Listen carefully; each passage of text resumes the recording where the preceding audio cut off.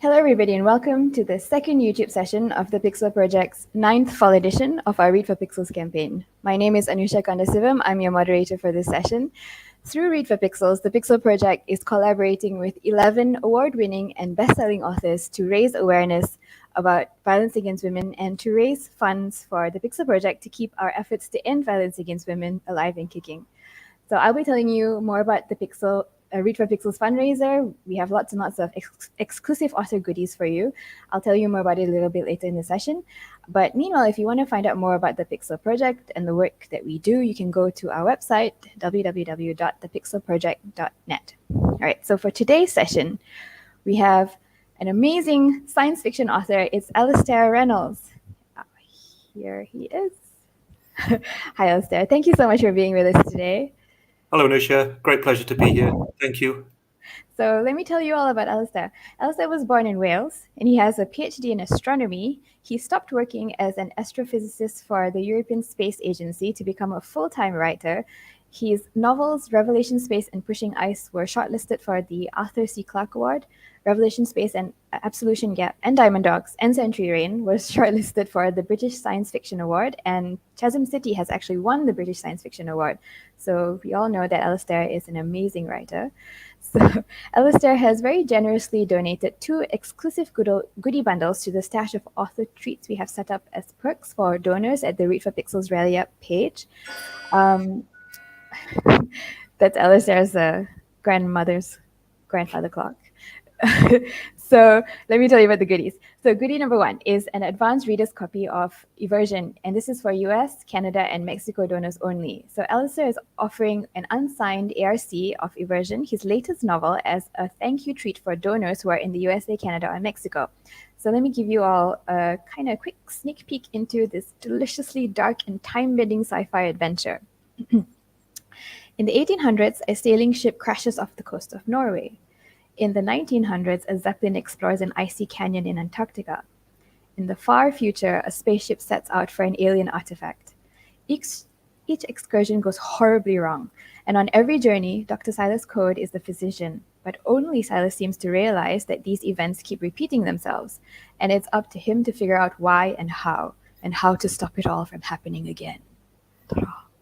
So, like I said, Alastair has donated 3 copies of this ARC, but only 1 is left. So go get it quickly before it's gone. You will never find it again. I mean, until it comes out, which you have to wait for. Okay, so goodie number 2 is the Alastair Reynolds Sci-Fi Critique Bundle. This is available for donors worldwide. So if you're a novice science fiction or space opera author looking for a professional critique of your work, Alastair is offering a chance for 1 Read for Pixels donor to have a segment of their work in progress critiqued by him. So this means you get 1 written critique of a segment of your work in progress, maximum 5,000 words, and 1 opportunity to ask Alastair 2 to 5 questions about the critique via email.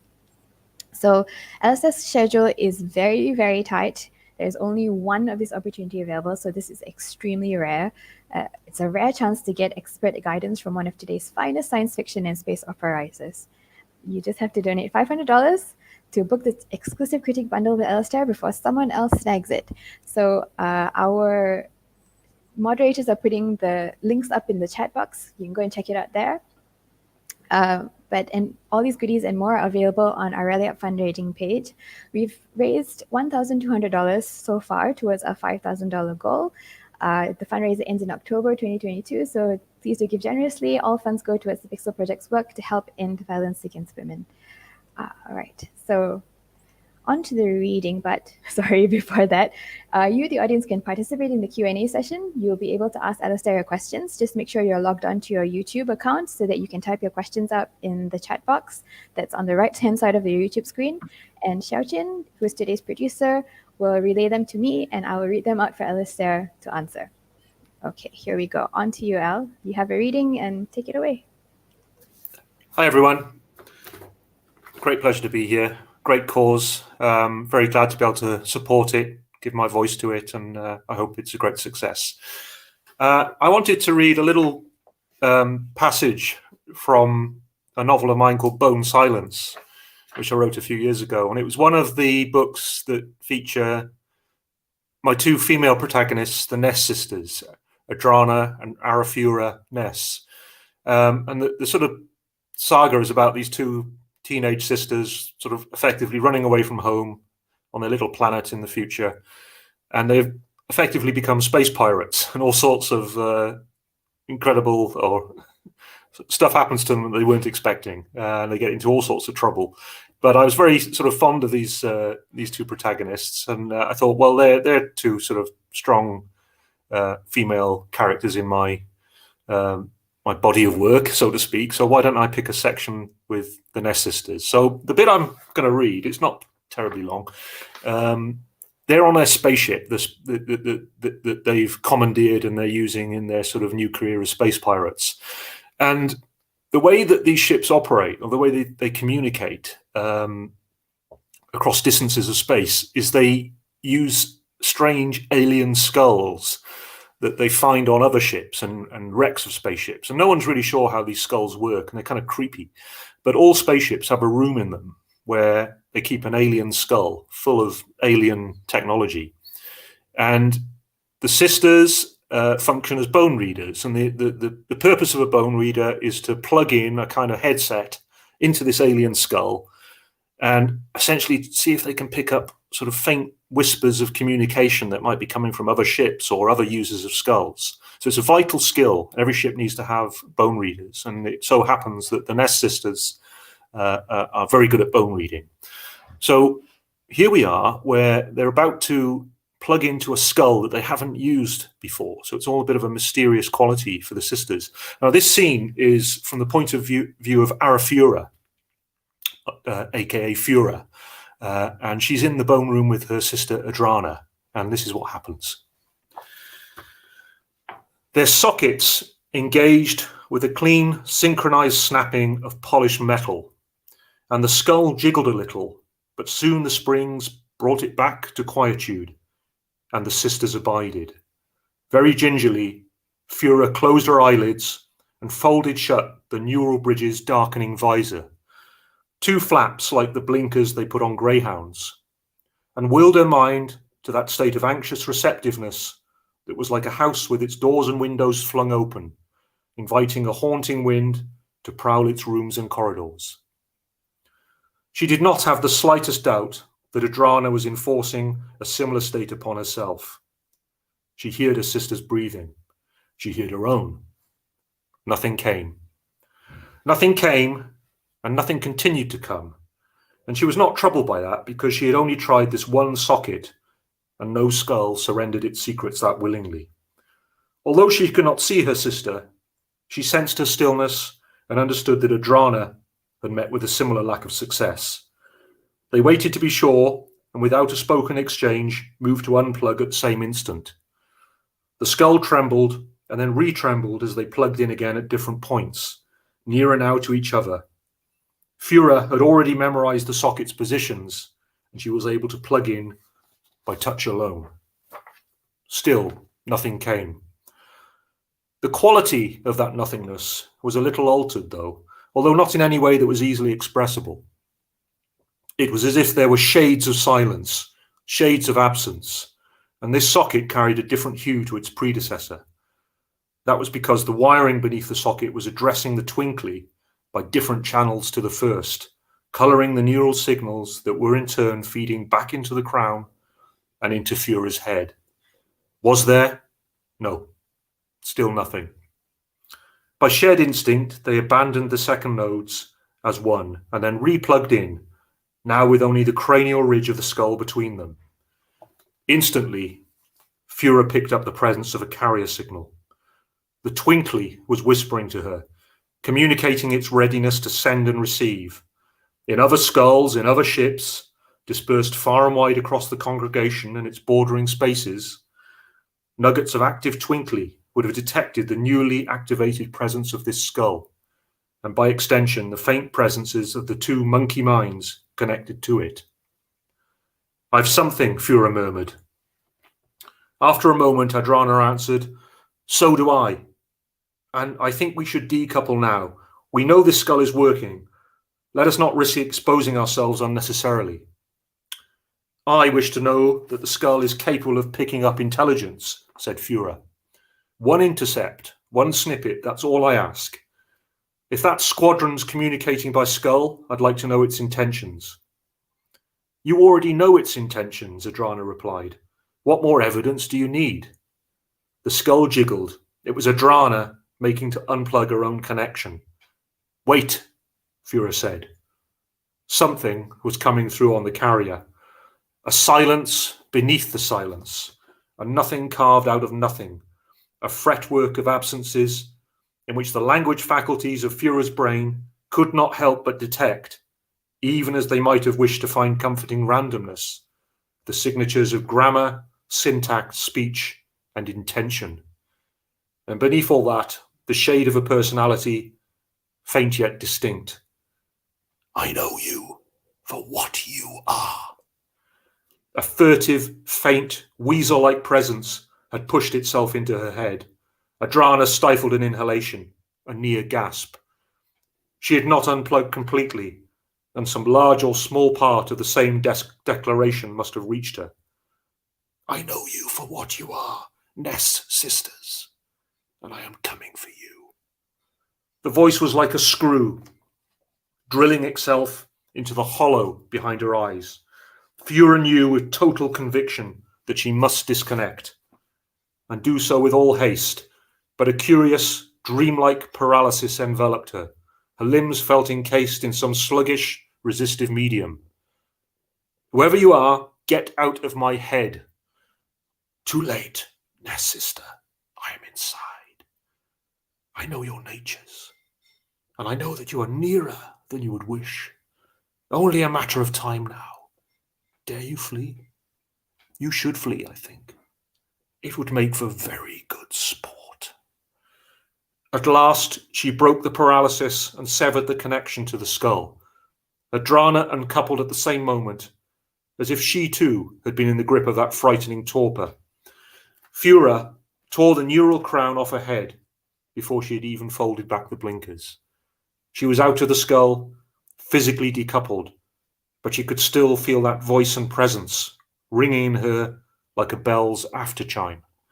Wordlessly, she put the neural crown back on its wall rack. She reached over and took Adrana's crown, replacing it next to her own. She elevated the light level to its original brightness. The sisters moved to each other. They took each other's hands, cold metal in flesh, warm flesh in metal, and pulled each other closer. Both were shivering. The contact of that presence, those few short seconds of unwanted communion, had been almost more than they could endure. The sisters held each other until their shivering began to abate, and some approximation of normal thought returned to their heads, with that after chime finally extinguished. At last Adrana swallowed. I've sensed other minds through the skull. Yours. Those other crews we snooped on. Even poor Mr. Chasco before we burned him. So have I, Fura answered. Some rum voices too, but nothing like that. I was skullbound to Chasco when he died. That wasn't something I care to remember. But even the force of his death didn't touch me like that quiet little voice. It was quiet, Fura agreed, and small, like you said. I almost felt that it wasn't a grown person addressing us at all, but a child. And I don't mean a teenager the way it was with us. A boy, Adrana was nodding. Yes, a small, quiet, cruel little boy. The kind of boy who pulls the legs off things to see them squirm.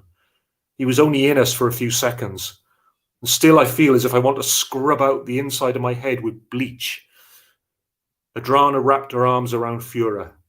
They hugged each other, as if to dispel the last traces of their uninvited guest. We should have known this day would come, Adrana said. This day? When we meet our match as bone readers. Thank you. Thank you, Alastair. That was very exciting and kind of creepy. So everyone, that was from Bone Silence, which is the third book of the Revenger series. So if you want to check that story out, I highly recommend it. It's great. Thank you. All right. So thank you for the reading, Alastair. I'm going to go straight into our questions. And everybody, you can get in your questions as well. Just type them into the chat box and I will read them out to Alastair. So, Alastair, you write kind of hard science fiction and stories about centuries-old civilizations and modified post-humans. And your works feature plenty of really fantastic female characters. We just saw two of them, Fira and Nadrana. And you have, I remember Anna Kuri, Ilya Volyova, you have even Bella and Sveta, Galiana. They are all complex characters with agency. They have their own motivations and strengths and flaws. So my first question for you is, what or who are your inspirations for your female characters?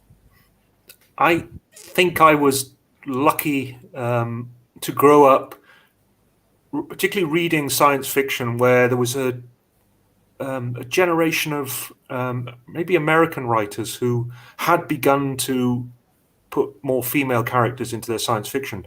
And I'm not talking about female writers as such. I'm talking about, I mean, there were American writers like Joe Haldeman and John Varley, who were writing the kind of hard SF, post-human space opera, proto-cyberpunk stuff that I really enjoyed in the sort of 1980s when I was finding my way into science fiction.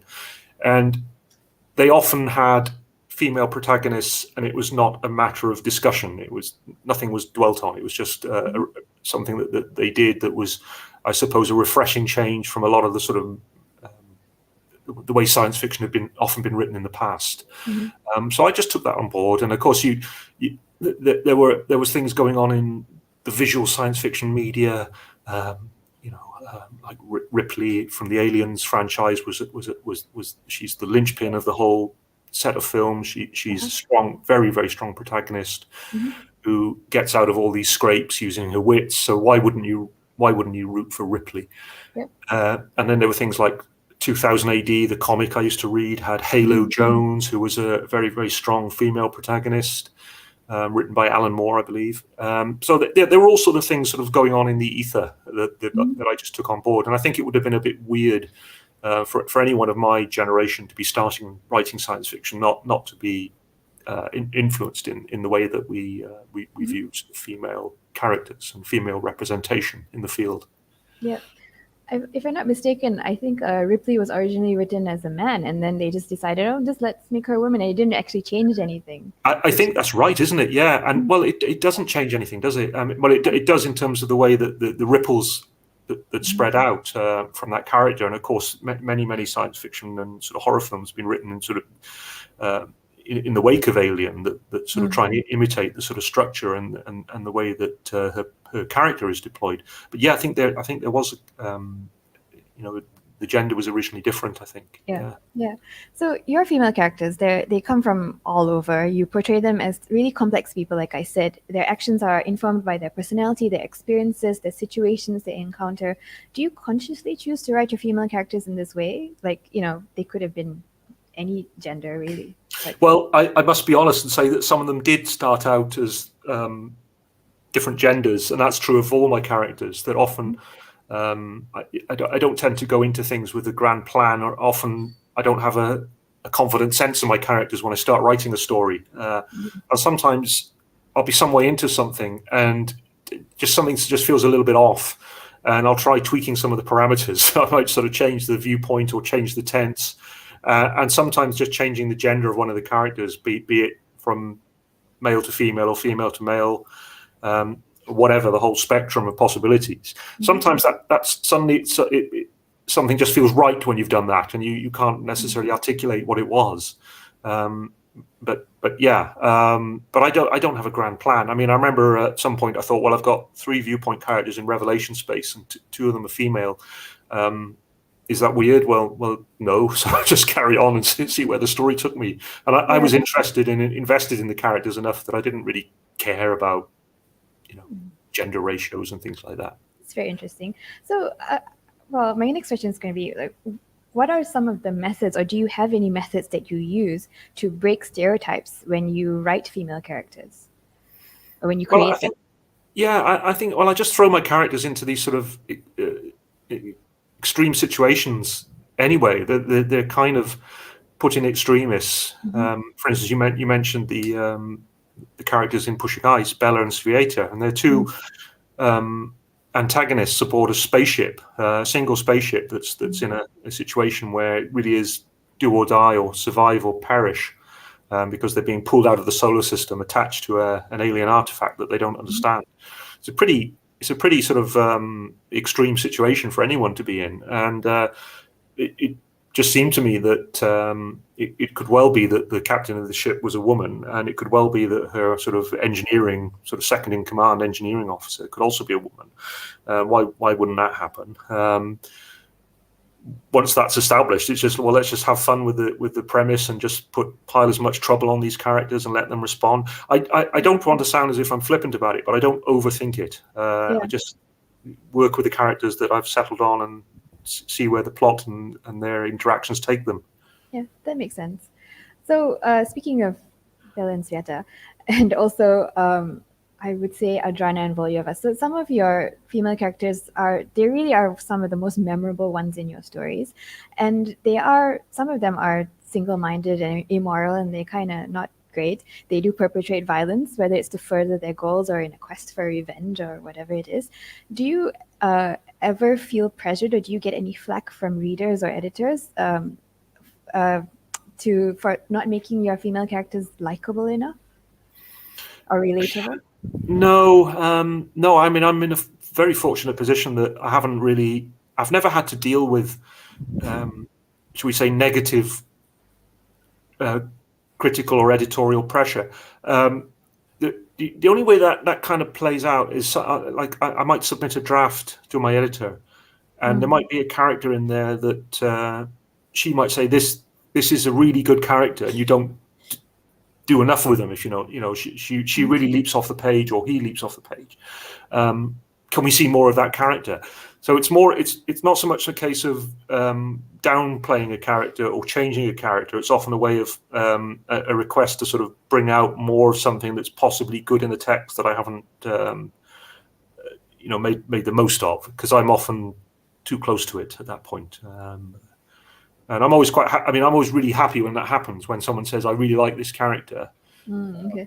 Can we see more of them? Can we have more of their dialogue? That kind of thing. And for me, it's a good thing. There's something good in the text that I can bring out, and I'm always happy when that happens. But I've been really lucky not to have, I've never had major arguments with anyone in publishing about the way a character behaves or things like that. I mean, I would say with a book like Pushing Ice, that I had two strong principal characters as leads, and they were a sort of amalgam of people I knew and had worked with at the European Space Agency. So the idea that they were sort of engineers and scientists wasn't weird, because these were the kind of people I was interacting with all the time.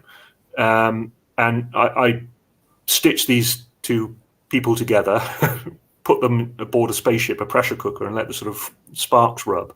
But I did have 3 or 4 very, very trusted female readers who looked at the manuscript in its early stages and sort of came back to me, and they'd say, well, you have Bella doing this. She would never do this, given the way you've built her character up, until this point. This interaction feels out of character, and that kind of thing. So based on their feedback, I was able to modify some of the interactions of the characters in a way that hopefully made them more credible.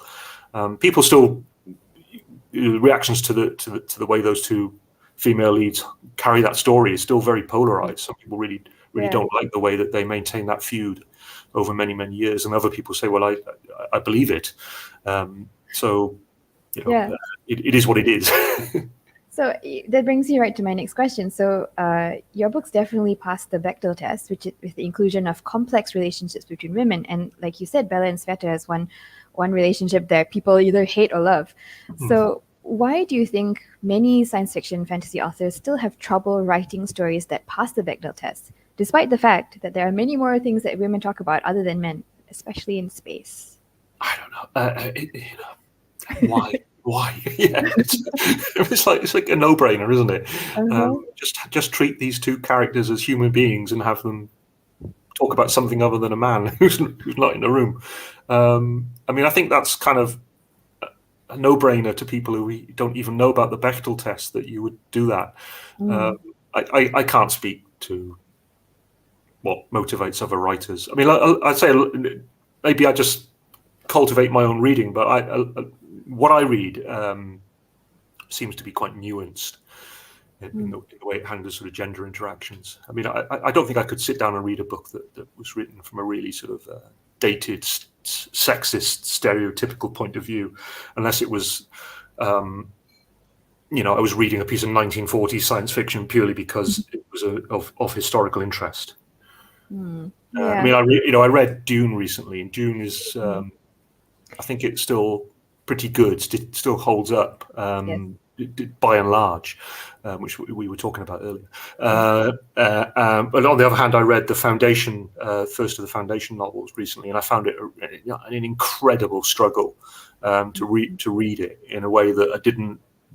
I remember it being somewhat dated when I read it in the 80s, but it was like dated squared now. It was so hard to invest myself in this world in which. There were almost no female protagonists of any merit in the story, even though it's sort of 60,000 years in the future or something like that. Yeah. So I found that difficult. I couldn't quite shut off the critical filters anymore, I'm afraid. I think Dune kind of just makes it because it does have very strong female characters and a strong Yes. matriarchal culture in some senses, but there could have been more female characters if you think about it, right? Which the movie kind of addressed. Yeah, Dr. Kynes in the movie is a good character. I think that they Yes. made a good and clever choice there. But the amount of pages that he described, that he spends in the sort of headspace of Jessica Atreides is Yes. maybe unusual for a book of that period, I think. Yeah, you're right. And she has the last word in the book as well. So. Yeah. Okay, so back to my questions. What can you suggest for science fiction fantasy authors, especially male authors, who want to write female relationships and conversations realistically or even plausibly? Well, I suppose life. Surround yourself with people. Don't sort of be creepy and sort of keep a notebook when you're studying their interactions, but at the same time, be awake to the sort of rich palette of human interactions around you. I've always had loads of women in my life, in the least creepy way possible. I'm talking about strong female role models, from my grandmother and my mother and now my wife and my wife's friends. None of them would tolerate any kind of beastly behavior from anyone. They're very strong, and I've absorbed that. I have strong female friends from university who are still really good friends, and to me, it's part of human experience. So yeah, read widely, observe widely, have as wide a social circle as you can have, and think of everyone as a human being, with a full interior life. I think that'll get you halfway there, won't it? And yeah, that's good advice. All right, so I'm going to put up some comments that came up. So this is when we were talking about the characters being likable. So Vil Saitek says, I think Volyova and Anakuri are very likable, at least to me. And about your reading just now, who knew you had such a creepy voice? It's funny, but I mean, likability is. I've had to work. I realized sort of a long way into my career that you, as the writer, can really like a character and be really invested in a character, but you have to work hard to get that across for it to come through to the reader. The sort of, you have to invest a lot of effort in the text for a character to become likable, for a reader to be really invested in what happens to them, whether they like them or not.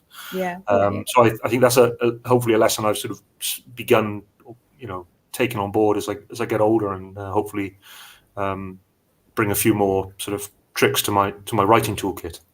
Yeah. Right. So let me just get to one of the audience questions. So we have a question from Misty06. Hello, Misty. Besides yourself, which sci-fi or speculative fiction authors' books should we consider reading?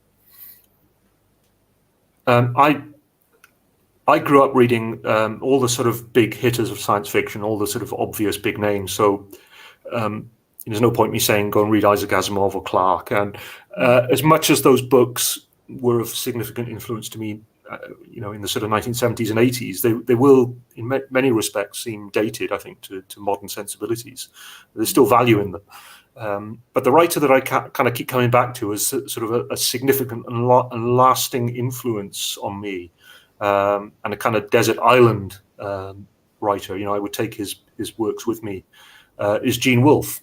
And he was an American science fiction writer born in I think about 1930, and didn't really achieve lasting success until he was quite old. I think he was old relative terms, but his sort of big sort of string of successes happened in the 1980s, with particularly the Book of the New Sun, which is a quartet of novels that feels, that's my grandmother's clock ticking there. The Book of the New Sun it's a lovely thing to read if you like fantasy, because it sort of has many of the surface trappings of fantasy. It's also kind of science fiction if you peel it back. It's very sort of weird, futuristic set of books set on the dying Earth, very medieval in texture. And the central character is a torturer who's exiled from his guild for showing mercy to a prisoner. And he tells the whole story, and he's maybe not the most reliable narrator, so not everything he tells you is straight up. And the whole thing is written in very sort of beautifully written, but archaic and full of words that Gene Wolfe borrowed from sort of like the bottom of the dictionary to sort of describe a world that was sort of like ours, but not quite. And it's one of those things that you'll read it every decade, and you'll get something different out of it every time, and you'll peel back things you misunderstood the first time. You think, oh, I think I know what he's getting at now. And that's like the sort of gateway to reading everything by Wolfe. There's loads of stuff. So yeah, Gene Wolfe, is a good place to start. Right. That sounds great. I'm going to go check it out now. All right. So back to my... keep your questions coming, everybody. And while we wait for your questions, I have lots more for you, Alastair.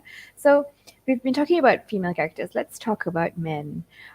So there are lots of male characters, obviously, in your book, and there are men who are really awful jerks, but they're not really sexist jerks, right? So additionally, the relationships between your male and female characters are generally equitable. They're not defined by any sexist tropes. Do you think reframing how stories describe men away from hostile and toxic stereotypes and towards complexity, even vulnerability, can be one of the ways that SFF writers can break away from these toxic tropes that promote toxic masculinity and the dehumanization of women? Yes, totally. Again, to me, it's like a total no-brainer. It's like, why wouldn't you do it? And again, I tend to invest myself in my characters to a degree, be it my male characters or my female characters. And I always think I want my characters to be intelligent. I mean, I always feel I'm writing for a readership that's at least as intelligent as me and maybe a bit cleverer. So I have to really up my game if I'm not going to lose my readers. So I like to write about intelligent people in extreme situations. At the edge of the universe, or in a spaceship crashing into a black hole, or dealing with robots or something like that. And there's no time for all this toxic masculinity when that's happening. Yeah, and I think, well, my characters are, not to use this hackneyed expression about the competent man. It's something that comes up in science fiction a lot. But I suppose I am, to some degree, attracted to competent protagonists. And because they got a full set of marbles, they're not going to be sort of sexist fools from either side. So to me, it's just I'm not interested in writing any other type of character. I might have sort of secondary characters who maybe sort of embody sort of stereotypes and maybe act in a stereotypical way, or maybe embody they might be sexist or racist on some level, but it's very much not something I would. Those are not qualities I would be particularly drawn to putting into one of my central characters. I do like to write, not sympathetic characters, but characters you can kind of root for. So they have to have some basic, some redeeming features on some level. Do you think that eventually this violent alpha male type characters would phase out of SFF as cultures worldwide start kicking out the toxic masculinity, or do you think it's one of those stereotypes that's going to stick around for much longer than expected? Yeah, there will always be. We're seeing, I think, a movement in science fiction now that's quite progressive, and sort of re-examining lots of considerations about gender and the role of gender in society and how gender will play out in the future. So you could say we're having a progressive moment in science fiction now. I think there will be a swing, a regressive counteroffensive at some point. But I don't think it'll ever become the dominant narrative again. I think science fiction always broadly moves in a progressive direction. It's just at times people who are attached to science fiction don't like the fact that it's moving in a progressive direction, and they try and pull it into another direction. So there will always be counterblasts. But I think generally that's the moral, to use this expression of Martin Luther King, the arc of justice is long, but the arc of history is long, but it bends towards justice. And I think that applies to science fiction as well. The arc of science fiction is bending towards justice, and we can see that playing out from decade to decade. So I think, as readers, to the degree that any readers take their values from fiction, that will have a positive effect. But at the same time, it's not saying you can't have really exciting stories and great speculation. I mean, the things that attract people to science fiction, it still does, and it will always still do it. Yeah. So stories are one of the most powerful ways of bringing about social change. So my next question is about writing and genre. The line between consent and coercion isn't always very clear in science fiction books. Certainly in some of the earlier science fiction titles and some of those that explore human-alien relations or human-robot relations, there's consent isn't always there, or is not explicit when it comes to sex. Yeah. Do you think this is an issue that writers in the genre have started tackling successfully in recent years? I think almost certainly, because one, with the sort of rise of social media, the prism through which science fiction texts are being examined is much more fine-grained now, and people are reading texts and looking very closely at the things that are depicted within the text and the assumptions that might play into the writer's worldview. So I think science fiction there's a level of scrutiny on science fiction at the moment that maybe wasn't there in the past, and fantasy, that I think unexamined assumptions are never a good thing in fiction anyway. So the more that we think carefully about what we're putting into writing, the better, and that will communicate to readers, and they in turn will become the next generation of writers. Mm-hmm. So it's a sort of a positive reinforcing system, I think, that will play out. And it doesn't mean that you can't have grand fun with science fiction.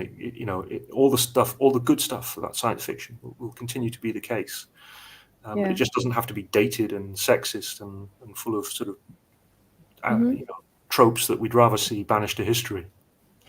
Oh, what would you suggest to SFF authors who wish to include violence against women in their books? It has to be done. It must not be done lightly. It must not be done purely in the service of plot mechanics. Mm-hmm. I think if the book is the identity of the female character is central to the book, then you can put that character through many things. But always there must be consideration for what is being depicted. And this is the case in all media now, not just fiction, but in films. The way female characters are treated, things that happen to them, are under more scrutiny now than before, and rightly so, because the narratives we read in fiction or we absorb through TV or movies shape the way that we think about the world, I think. So there has to be a level of a commitment to thinking things through clearly, and being mindful of the narrative choices we make. Yeah. So, the two sisters in Revenger, for example, they're survivors in an abusive home. And what's interesting is that you show that the past clearly affects them, but it's not the main driver of the plot. Yeah, so clearly you made a choice there. In your opinion, how can authors strike a balance in their storytelling between raising awareness of about violence against women while telling an engaging story without being pedantic or preachy? For me, the story always comes first. And when I was thinking up the Ness sisters, I hadn't really sort of given much thought to what their background would be like. I thought it would be a little bit, maybe a little bit cloying. They come from maybe an overprotective household, and in the end, I tried. The father is kind of, I mean, he's not abusive in the traditional sense. He's very, very overprotective of his daughters, and then he sort of, I think he's led a little bit astray by this sinister doctor figure that sort of attaches himself to the family, and all sorts of creepy things happen. But it's kind of, it's not the most abusive sort of relationship you're going to read in science fiction and fantasy by any stretch. That mainly the sisters just want to get out and have an adventure, and they also want to make some money so they can put it back into the household. So those were the sort of animating goals for me initially. But the only advice I can give again is just to be mindful and just step outside of what you're doing. Look at it carefully. Don't make unexamined narrative choices. Everything that you depict in fiction has to be done with intention and an understanding of the implications of what you've depicted. So that's all I can say, really. Just be careful and thoughtful about writing. But that's like a sort of universal maxim anyway. Yeah. Writing is powerful, and we should be careful when we're writing. We should be fully aware of what we're doing. Okay, yeah, that's good advice. So you said before in past interviews, and I think you mentioned it briefly just now, that you wanted to redress the shocking gender imbalance in sci-fi stories. Do you think you've personally achieved this in your books and stories? Well, I'm just a small ripple in a wider sea, so I don't think anything I do or don't do will have any greater consequences for science fiction. But I think there was a general, an awakening of consciousness in the field in the 70s and 80s that I became aware of as a reader, and that fed into my sort of default assumptions as a writer. So I'll take no credit for that, because I think it was happening anyway. And then you see it played out in all the significant writers who emerged in the last sort of 40, 50 years were influenced by that to some degree. Yeah, I can't say that my voice will sort of affect the sort of future shape of science fiction in the way it handles depiction of female protagonists. All I know is I make the choices I make because they sort of feel right to me narratively, but they're shaped by all the science fiction I read growing up. Yeah, I think you sell yourself short, Alastair. I mean, you are a pretty big inspiration for lots of people. But do you think sci-fi in general has made any progress in achieving some semblance of a balanced gender representation, or is there still a very long way to go? Well, I don't know how my perception of the field is sort of distorted by sort of unconscious bias, but it looks to me like it's in a better shape than it was 50 years ago. I mean, if you look at the sort of the influential big name writers of the moment in science fiction are mainly women. Becky Chambers is enormously successful, and she's doing something distinct and different, which has spoken to people. Then there's a whole slew of writers like Tamsin Muir and Arcady Martin who are writing stuff that I guess kind of bleeds over from science fiction into fantasy at times, but that's always been the case. And some of the best stuff I've ever written or ever read has been kind of on the fringes of those genres. And then you've got people like Aliette de Bodard, who's doing really fantastic work in space opera, and she's drawing on her sort of Vietnamese influences in her background. Working with the tools of space opera, but mixing it and remixing it and coming up with something fresh. So to me, the field looks in good shape at the moment, and I'm happy if I have a voice or a seat at that table from time to time. I don't see anything to complain about in the shape of, the state of the nation of science fiction at the moment. It looks pretty healthy to me. Yes. Misty306 says N.K. Jemisin. N.K. Jemisin as well, yeah. And she also says Megan E. O'Keefe. Yeah, Megan O'Keefe. Yeah, so that's pretty cool. All right. Well, if we were having this conversation 20 years ago, we wouldn't be able to draw on as many successful female science fiction and fantasy writers to enter into the conversation. And now they're, without sort of understating the difficulties that are faced by writers at this moment, there seems to be, a larger pool of successful and influential female writers working in the genres of the fantastic at the moment than there have been in the past. Yep. Yes. All right. So I have a question from Vial Setik. I hope I'm saying your name correctly, Vial. A bit of a cheeky question. So he says, when reading The Prefect, I think he means Aurora Rising, and the sequel, I always thought that the melding plague is such a third-party idea. Will we finally find ourselves in the vast impact of the melding plague on the Glitter Band? And he says, I'm just wondering, you don't have to spill. What do you think?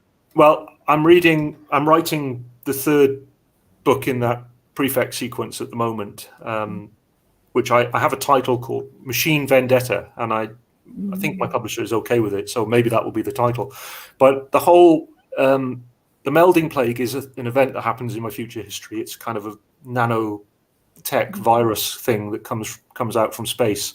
Yeah. But it happens about 80 years after the events of the Prefect sequence. So Dreyfus and the other Prefect characters won't ever be dealing with that as a plot line. It's too far in their future. And I don't know. I think, I've covered it from so many different angles in different stories and books that I don't feel the need to go and depict it at first hand. It's sort of implied and it's referenced back and hinted at in so many different areas of the Revelation Space universe that, to me, it's a done deal. And I don't think there'd be any point me going back over that ground now. Okay. All right. There you go.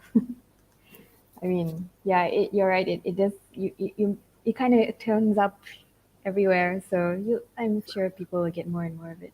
Yeah, it was like I just wanted something that felt like the Black Death, because I was like listening to a lot of sort of gothic, depressing music at the time, and watching films like The Seventh Seal, where so I just wanted something that felt like medieval and a bit like the bubonic plague that had happened in the past, and it sort of becomes an integral part of the future history of the universe. But it's not. I don't actually need to go and depict the thing itself. Yeah. I mean, we lived through a plague, so we kind of know how it starts. And they're not hugely fun, are they? Plagues? No, they're not. Fun to read about, 100 years later, maybe. Yeah. Yeah. All right. So back to the questions. Let's see. All right. So we were talking about female authors, right? So geek culture in general, including science fiction and fantasy, has had its share of critics saying that it's still too male-dominated, despite the rising number of prominent and well-respected and well-known female authors, like all the ones that you listed just now. And plus, there are still plenty of hostile, misogynist, and sexist behavior by male geeks towards female geeks. What do you think needs to be done to make geek culture as a whole, whether it's comics, gaming, books, cons, more welcoming for women and girls? I think that the mechanisms that need to be there are in place to some extent.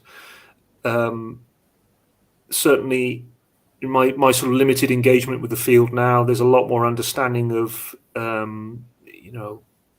the community has to be a safer and more welcoming place for women and underrepresented minorities as well.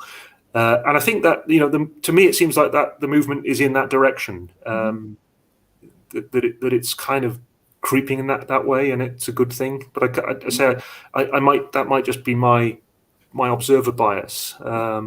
So I don't know. But it doesn't seem to be going in the wrong direction, as far as I can tell. I mean, and the other thing about science fiction now is a lot of the sort of editorial voices in science fiction are female as well. So that they get to shape as much as the creators. They also get to shape the kind of stories we read, and I think that's a good thing and a different thing that marks this moment in science fiction out from the past. So yeah, I think I have nothing to say other than just I think we're maybe moving in sort of the right direction, and those of us who for want of a better word, established figures in science fiction, we can do what we can to make it welcoming environment and encouraging, and make sure that we don't hog the table, that we let other voices speak and we listen to them and let them have their moment as well. So I think that that's just, again, just basic human decency.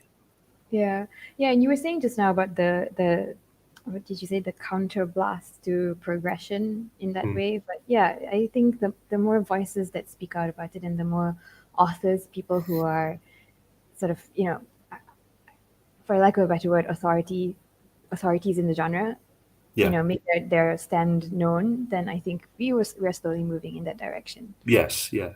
All right. I mean, I'm aware of some of the some of the stuff that happened in the gaming community a few years ago with attacks on female figures, and it was deplorable. And there was obviously a little bit of spillover from that into science fiction, because some of the communities involved in that were also communities that had an interest in science fiction, and then there was also crosstalk with the so-called puppy movement of a few years ago, which was, for my money, a silly and regressive step in science fiction that did a lot of damage. But corrective measures were put in place, and now we seem to be in a for my money, a better position than we were 5 years ago. Yep, I think you're right. Yep. All right. So everyone, this is your last chance to get your questions in, because we are going to wrap up in about another 10 minutes. So if you have any questions for Alastair, get them in. Meanwhile, just a little comment from Bill. Thank you so much for your answer. Can't wait to read the upcoming book. Oh, thank you. I can't wait to finish it. Yeah, we're all waiting, Alastair. Yeah. Okay. So always nice when you finish a book. It's a good feeling, because I always think, what if I get hit by a bus or something? What? With you mean like with the book half written? Yeah, even when it's like 3/4 written, it's a horrible sort of feeling, because you're like halfway across. It's like walking across a tightrope. You're not quite at the other end yet, and it's almost dangerous to talk about the book until it's a thing in the world. Yeah. Okay. I think I get what you mean. Huh. Yeah. Okay. Somehow they do get written, but it's always like, phew. I'm glad I finished that. We're all rooting for you. No pressure. Yeah. Thank you. Okay. So I've actually come to my last bunch of questions. So this I'll is answer them really slowly to give people time to ask more questions. Okay. So you've been so very incredibly supportive of our Read for Pixels campaign and our anti-violence against women work as a whole. This is a bit of a Captain Obvious question, but why do you support the cause to end violence against women? And what do you think authors such as yourself can do to help with the cultural change needed to eradicate violence against women and girls? Well, the first thing is what I've been asked to do to support the Pixel Project and the campaign against violence against women. It's really not a big ask on my time. So I was extremely grateful to be asked, and it's not been a huge and onerous task for me to spend a few hours online and then to make a little bit of time available for the critique bundle and things like that, and the AMA. So it's not like I've been asked the impossible, and I think the majority of writers would feel the same way. It's an extremely good cause, and it's not doesn't cost us anything to lend our voices to this cause. As to why it's necessary, it's like, why are we having this conversation in 2022? It just seems crazy and unnecessary that we even need to have this moment, but we do. There's no doubt that things are not where they should be. One can just hope that by having these discussions and conversations, that we get the word out a little bit, and people start thinking, moderating their behavior a little bit. And if writers like myself can just pop up and do a reading and just say we support the initiatives of this project, that's individually it's not a huge thing, but maybe collectively it's just enough to make a little bit of difference over a period of time. So I support the ambitions of the Pixel project wholeheartedly. It dismays me that we even need it. Yeah. 2022. Well, there you we should go. be beyond all this stuff now, shouldn't we? Yeah, we should, but I think we're slowly getting there. And I just want to add, I think authors like you and the other authors that we have coming up on Read for Pixels, the authors that we just had Jen Lyons 2 days ago. The stories that all of you write, and the depictions of male and female relationships and female characters, they really do help inspire or show people how things should be. So I think that in itself, as the power of stories just help people kind of think about their own actions and their own behaviors and how they want the world to be. So yeah. And thank you so much, Alastair, for supporting us. I think. Well, thank you. No, again, it's it sounds trite, but it's the least I can do. Oh, thank you so much. Okay, so last question from Misty306, kind of similar to her previous question, but Misty wants to know which science fiction from this year should we read, besides yours, of course. Oh no! This is when you find out how terribly behind the times I am in reading science fiction. Yeah. Well, I've read. I mentioned Aliette's new novel, which I think is kind of. It's called The Red Scholar, and it's just out. If not now, it's imminent, I believe. So that Aliette stuff is really good. Aliette de Bodard. She's a French national, but she writes in English and does so brilliantly. And I've known Aliette because a bunch of people who knew each other because of a connection to Interzone, which was the British science fiction magazine. And I met one of the people who used to have a connection to Interzone was a Dutch guy called Jetzer de Vries, and he introduced me to Aliette at a convention, and she's gone from strength to strength over the last 10 years, and is certainly one of our most significant voices. All the other stuff, I've read. I'm writing a novel at the moment, so my interest in reading science fiction is kind of at its lowest. So, the last book I read was the biography of Dave Grohl from the Foo Fighters, and they were playing in London. I heard it was very interesting. Yeah, very well. Really good book. Yeah, so I read a lot of stuff that's kind of random and not what you'd expect when I'm deep into the coils of a science fiction novel, because I definitely don't want to read science fiction. Yeah. You got it. So Xiaoqin, our intrepid producer, has done a quick search, and it's the Red Scholar's Wake. Yes. Yeah. And Aliette de Bodard actually was one of our Read for Pixels alums. So all of you out there can go and search through our archives and find her interview. I think it happened a few years ago. All right. So that actually brings us to the end of our session. So thank you so much, Alastair, for answering all our questions, and thank you everybody for your comments and your questions. I'm going to put myself back on screen. Thank you, everyone. All right. So before we go, if in case you missed the beginning of the live stream, I did say that Alastair has generously donated some exclusive goodies to the stash of swag we have set up on our Rally Up fundraising page. So let me tell you what they are once again. Goodie number one is an advanced reader copy of the eVersion. This is for US, Canada, and Mexico donors only. So Alastair is offering unsigned ARCs of eVersion, his latest novel. There were 3. There is only 1 left. So go and get it now. It's an amazing story. And goodie number 2 is the Alastair Reynolds Sci-Fi Critique Bundle. This is available to donors worldwide. This is what Alastair was talking about just now. This is for any novice science fiction, space opera author looking for professional critique of your work. Alastair is offering a chance for one donor to have a part of their work in progress critiqued by him, which is a written critique of a segment of your work in progress, maximum 5,000 words, and one opportunity to ask Alastair 2 to 5 questions about the critique via email.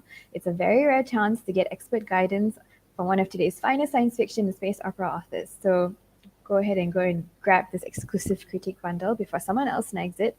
There are also plenty more author goodies available. We have stuff from Jeffrey Kennedy, Marshall Ryan Maresca, Kwame Mbalia, Namina Forna, Sue Jafarian, Sujata Messi. We have bundles from Tor Books UK, Random House Children's Books, and so much more.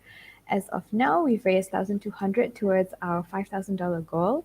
So please do give generously before the fundraiser ends in October this year. All funds go towards the Pixel Project's work to help end violence against women.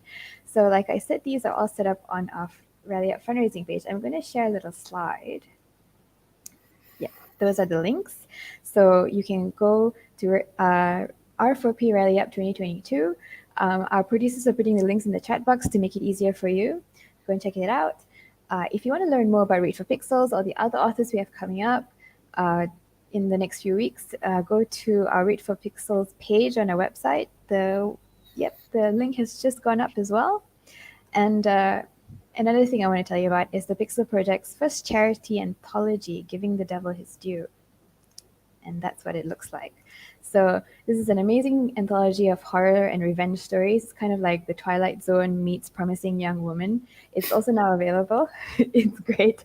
So we've teamed up with 12 of the 16 authors featured in the anthology to offer an exclusive limited edition bookplate for all buyers. Each author will sign 16 bookplates, and it will be on a first-come, first-served basis. Each bookplate includes a resource for domestic violence and sexual assault victims and survivors in 205 countries. For more information about the anthology, how to score yourself a bookplate, go to our website, Giving the Devil His Due page. Yes, and the link is up in the chat box as well. And if you're interested in getting your very own copy of the anthology, you can order it from any major bookseller. It's on Amazon, Kobo, Google Play, Book Depository, and so much more. All net proceeds from this anthology go towards keeping our campaigns, programs, and initiatives such as this one alive and kicking. And if you want to find out more about the Pixel Project, about violence against women, what you can do about it, please do go to our website, www.thepixelproject.net. We have so many resources there from so many different countries. Go and check it out. All right. So that's it. That's the end. And once again, thank you so much, Alastair, for being with us. Thank you, everybody. We'll say good morning, good evening, good night, wherever you are in the world, and goodbye. Bye-bye, everyone.